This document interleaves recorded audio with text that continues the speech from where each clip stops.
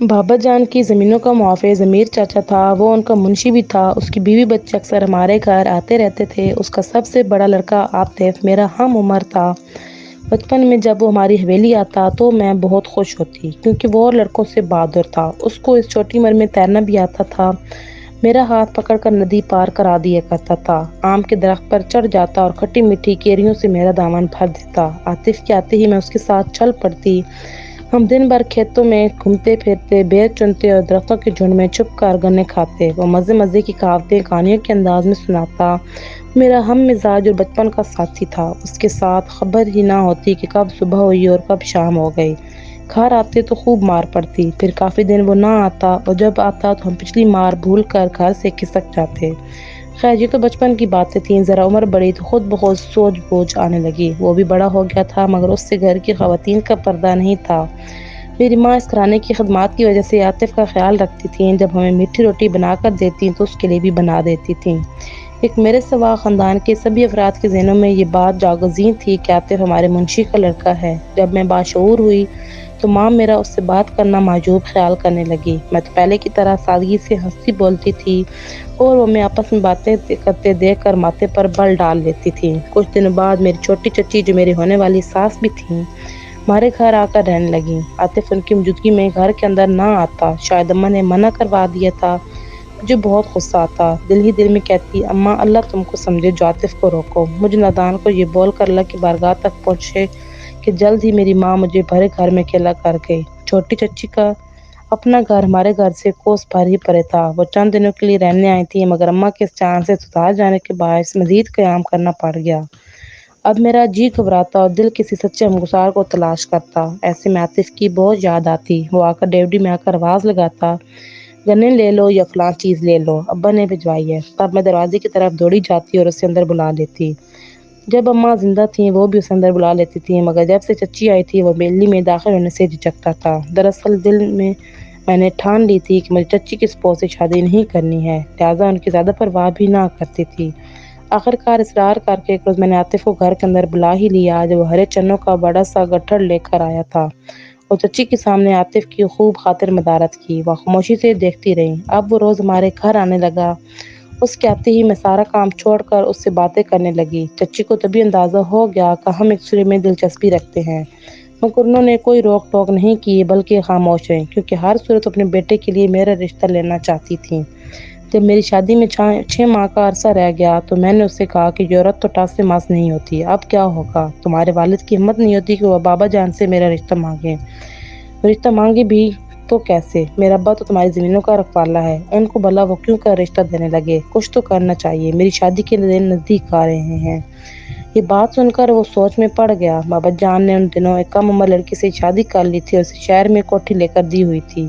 وہ اکثر وہیں چلے جاتے تھے۔ تبھی چچا اور چاچی نے ان دنوں ہمارا گھر سنبھالا ہوا تھا۔ چچی کافی دن رہنے کے بعد آخرکار اپنے گھر روانہ ہوئیں اور اپنی بیٹی کو بھیج دیا۔ کہا کہ بطول اکیلی ہے، اس کا جی گھبرائے گا، تم اس کے ساتھ رہو۔ یوں نورین میرے ساتھ رہنے لگی۔ وہ بھی مجھے عاطف کے ساتھ گھل مل کر باتیں کرتے دیکھ کر حیران ہوتی۔ تاہم وہ نوجوان لڑکی تھی، جلد ہی ہم سے گھل مل گئی۔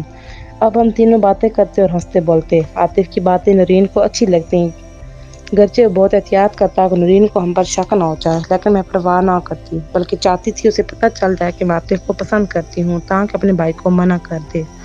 لیکن نورین نے کسی سے کچھ نہ کہا۔ ایک دن جب میں اور عاطف کمرے میں بیٹھے تھے اور میں آئندہ زندگی کی خدشوں کا اظہار کر کے رو رہی تھی کہ بابا جان آ گئے۔ نورین نے اس کو چھپا دیا۔ بابا جان ہمارے کمرے میں آئے اور مجھے روتا دیکھ کر پوچھا یہ کیوں رو رہی ہے؟ وہ بولی اپنی امی کو یاد کر کے رو رہی ہے۔ وہ چلے گئے تو میں نے اس سے پوچھا نورین تم نے بابا جان کو بتا کیوں نہ دیا کہ میں کیوں رو رہی تھی؟ کہنے لگی تم میرے تایا کی بیٹی ہو اور میں نہیں چاہتی کہ وہ تمہیں یا عاطف کو مار ڈالیں۔ میری شادی میں 4 ماہ رہ گئے تھے اور مسئلہ جوں کا توں برقرار تھا۔ جب وہ آتا میں اس پر غصہ اتارتی۔ تنگ آ کر اس نے کہا کہ ایک ہی راستہ ہے کہ ہم مرضی کی شادی کر لیں، اگر تم ایسی شادی پر تیار ہو تو چلو نکاح کر لیتے ہیں۔ میں تیار ہوں، میں نے جواب دیا۔ اس نے کہا کہ میں اپنے دوست سے بات کر لوں، وہ ساتھ والے گاؤں میں رہتا ہے، وہ اپنی گاڑی پر ہمیں شہر لے جائے گا، ہم نکاح پڑھوا کر آ جائیں گے۔ اس نے دوست سے مشورہ کیا۔ اس نے کہا کہ بطول کا شناختی کارڈ ضروری ہے، تبھی تم لوگ کورٹ میرج کر سکتے ہو ورنہ گرفتار ہو جاؤ گے یا پھر میرے گھر پر مولوی صاحب تمہارا نکاح پڑھوا دیں، نکاح نامہ بھی بنا لیں گے مگر نکاح شرعی ہوگا۔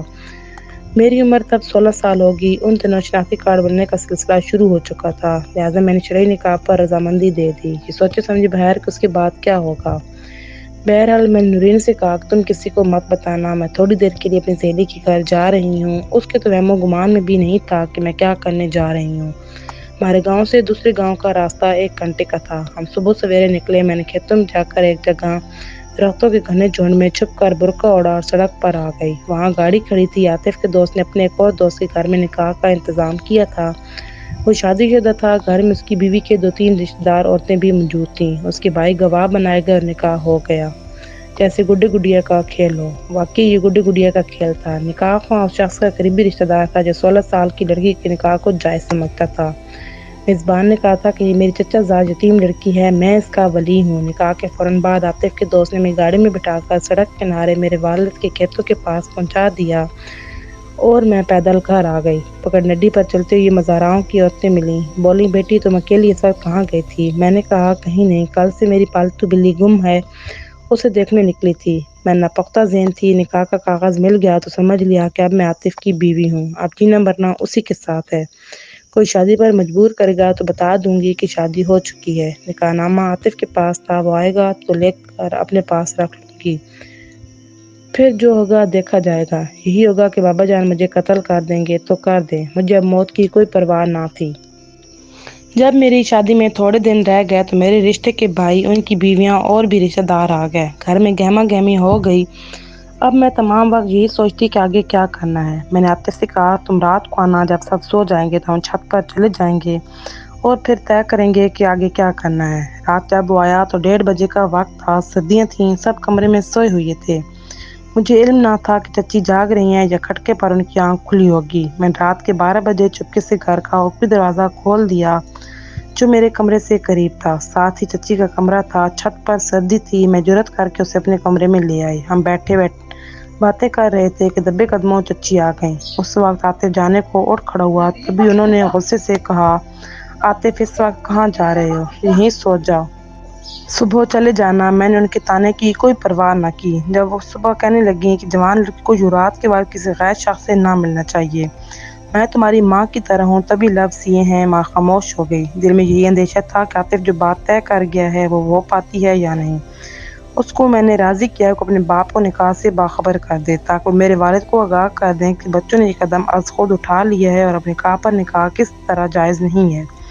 ایک دن بعد وہ آیا اور ریڈی میں کھڑا رہا۔ ایک بچے نے مجھے آ کر بتایا تو میں جلدی سے گئی۔ وہ بولا، میرا فی الحال اس وقت اندر جانا ٹھیک نہیں، یہیں پر میری بات سن لو۔ تمہارے چچا والے شادی کی تیاری مکمل کر چکے ہیں۔ تمہاری چچی شاید جائیداد اور دولت کی لالچ کی وجہ سے رشتہ چھوڑنے پر آمادہ نہیں ہے۔ ہم نے نکاح نامہ دکھایا تب بھی ان کو غیرت نہیں آئے گی، اور میرا باپ تو اس بات کو سن کر ہی کانوں پر ہاتھ دھرتا ہے۔ اس نے کہا ہے کہ یہ ناممکن بات ہے، اس کو کوئی تسلیم نہ کرے گا۔ وہ تمہارے بابا جان سے بات کرنے پر راضی نہیں، بلکہ اس نے سامان باندھ لیا ہے تاکہ ہم فوراً اس بستی کو چھوڑ کر کہیں اور چلے جائیں۔ یہ دیکھو، میرے باپ نے میری کمر اور پیٹھ پر ڈنڈے مارے ہیں۔ یہ کہہ کر اس نے اپنی پشت دکھائی جس پر ڈنڈوں کے نشان تھے۔ کہنے لگا، میں تو سہ گیا، تم نہ سہ سکو گی تو پھر گھر سے بھاگ چلتے ہیں۔ میں نے کہا، گھر سے بھاگ کر بھی کہاں جائیں گے؟ تمہارے والد ہمیں ڈھونڈ لیں گے، میرا بوڑھا باپ، ماں، بہن، بھائی سب جیل میں بند کر دیے جائیں گے۔ ہم اپنی مرضی سے نہیں جی سکتے، اپنی خوشی سے شادی نہیں کر سکتے، ہم مجبور لوگ ہیں۔ تم یہ حقیقت مان لو، ابا نے مجھے بڑی کراری مار مار کر سب کچھ اچھی طرح سمجھا دیا ہے، تو تم ابا کی مار سے ڈر گئے ہو۔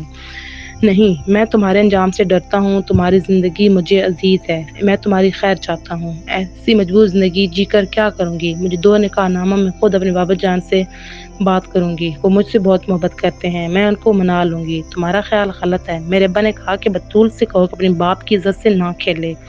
پھر اس نے نکاح کے کاغذات جیب سے نکالے اور مجھے دینے کے بجائے پھاڑ ڈالے اور کہا، یہ ٹکڑے بھی جلا دو، ہم اب اس بستی سے ہی جا رہے ہیں ہمیشہ کے لیے، یہی میرے ابا کا فیصلہ ہے۔ یہ کہہ کر وہ چلا گیا۔ وہ چلتے ہوئے لنگڑا رہا تھا۔ وہ تو چلا گیا لیکن میری دنیا لٹ گئی، میں اس کی بزدلی پر آنسو بہا کر رہ گئی۔ اس نے جاتے ہوئے کہا تھا کہ جو دکھ ملے برداشت کر لینا، کیونکہ میں تمہاری زندگی سے ہمیشہ کے لیے جا رہا ہوں، لوٹ کر نہیں آؤں گا۔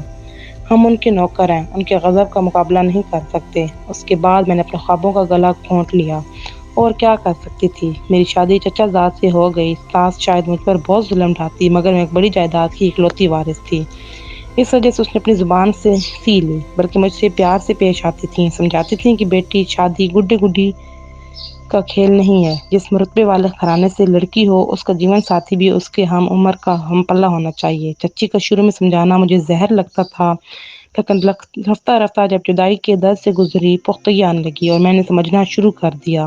واقعی وہ ٹھیک کہتی تھیں، ہم ان دونوں ناپختہ ذہن بچے تھے اور وہ عقل مند عورت تھیں، ہمارے معاملے کو حقیقت کی آنکھ سے دیکھ رہی تھیں۔